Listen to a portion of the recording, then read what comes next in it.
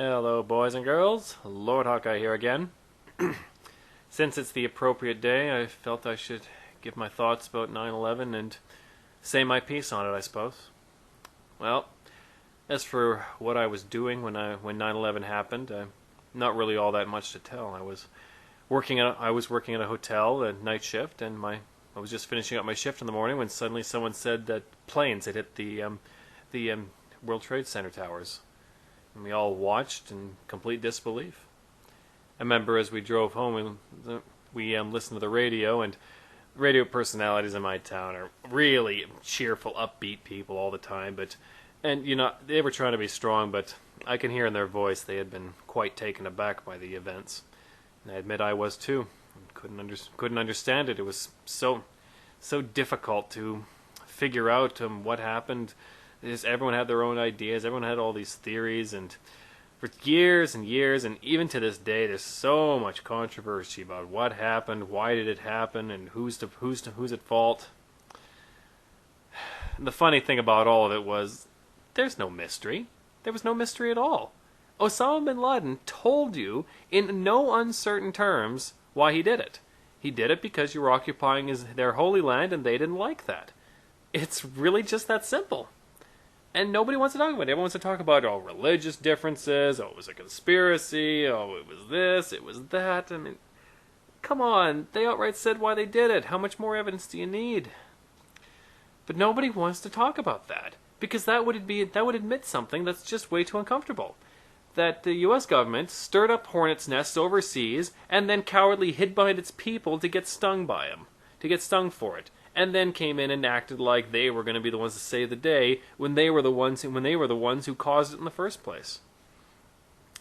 So in that sense, the 9/11 truthers are sort of right in that their government is responsible for it, just not in the way that they believe. I mean, no, I don't believe in the detonation of the World Trade Center towers or any of that nonsense. I think anyone who thinks that the government could do something like that and keep everyone quiet about it is giving them way too much credit. I mean, these are the same people who couldn't even keep Watergate silent, so that's just ridiculous. But even if they did, let's just say, even if we say the 9/11 truthers are totally right, everything they say is true, so what? The evidence is all buried. If you want to get the U.S. government arrested for murder, that's an easy case to make. There are tons of very well documented cases where they are guilty of murder. We really don't need to be wasting time going after one where you have no evidence. It's not that I'm intending to disrespect the victims of the tragedy. It's just a question of priorities. If you want to put a murderer away, what do you try him for? The 1,000 murders you know he committed, or the 100 murders you only think he committed? I think the answer is pretty clear. And if any good can ever come of the tragedy, it can only be the lessons learned from it. And the most important one of all is that for all people who support war, never forget, in order to wage a war elsewhere, your government has to first wage a war against you. They have to forcibly seize more money from you. They have to start taking away more of your liberties. They have to start to, and more, they have to become the very enemy that they're supposed to be protecting you from. They say that these people are out to take your freedom away, and that's why we need to take your freedom to protect you from them. I mean, what kind of sense does that make? It makes none. And like all statist arguments, if it was anyone other than the government saying it, everyone would think they were lunatic, and yet it just sort of passes. No one really scrutinizes this, and that's why you've lost so many of your freedoms, and why there's more to come.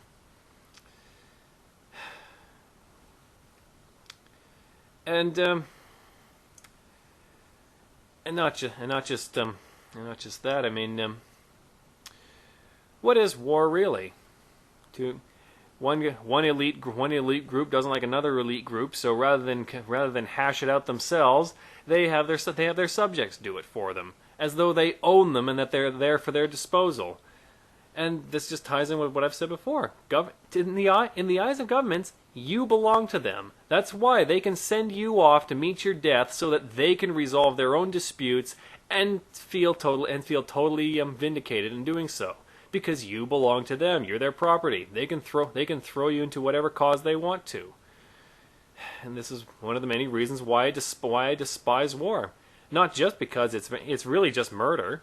I mean, calling murder by another name doesn't change the fact. It's going out and killing people. I mean, I don't know how people ever get this idea that there's anything to admire about it. I mean, if Coke and Pepsi got into a fight and ended up whipping out guns and shooting at each other and getting innocent bystanders hurt, would anyone ever try to morally justify that? Even if one of Coke's employees shot one of Pepsi's employees, and Pepsi figured they needed revenge, and then the war broke out, and the whole neighborhood was getting burned down. Nobody would ever think that was justified. Never in a million years. So, it's what I ask to every single status argument out there. How come the government gets to have these free passes that you just dole out and don't even think about it? I mean, people, seriously.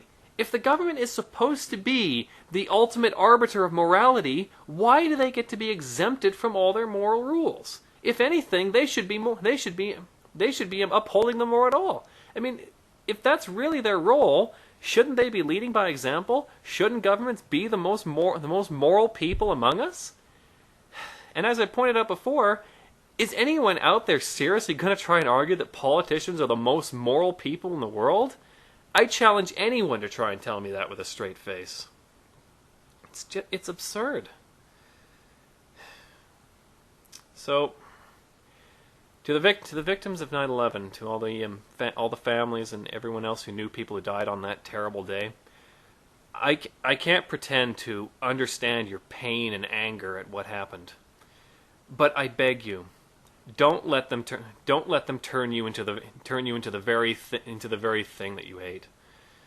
I mean, there's that old expression: if you want to fight monsters, you have to make sure you don't become a monster yourself. And that's what happens. It's happening to your government, and they're too oblivious to realize it. Don't let them do that to you. Don't let murderers make you into a supporter of murder yourself. So I know it's hard. I know it's so tempting to want to give in to vengeance and think that there's something noble or admirable about it. But vengeance is something you do for yourself. It's not something you do for your loved one. Do you think about it? If your loved one were here, do you think they would want to see you some cheering murder, to cheer war, to cheer the pain and suffering of others?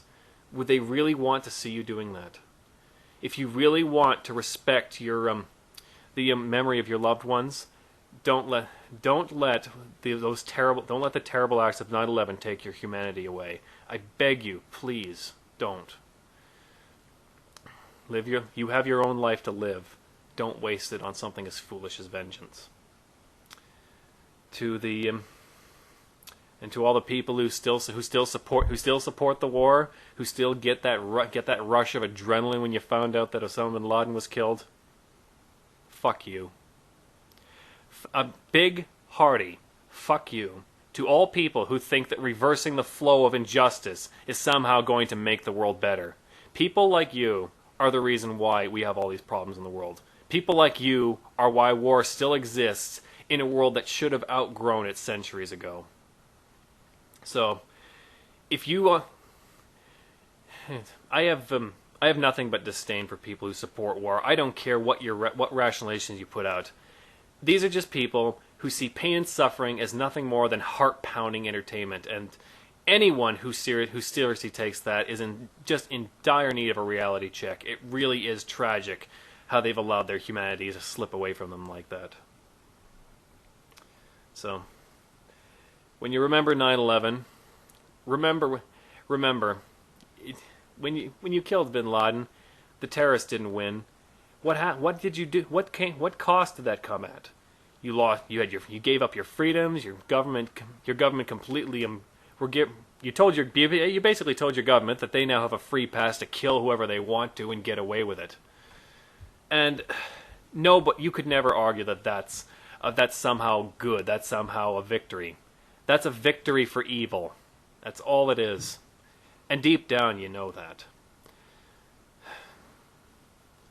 So, if any good can come of 9/11, I hope maybe some lessons could be learned from it.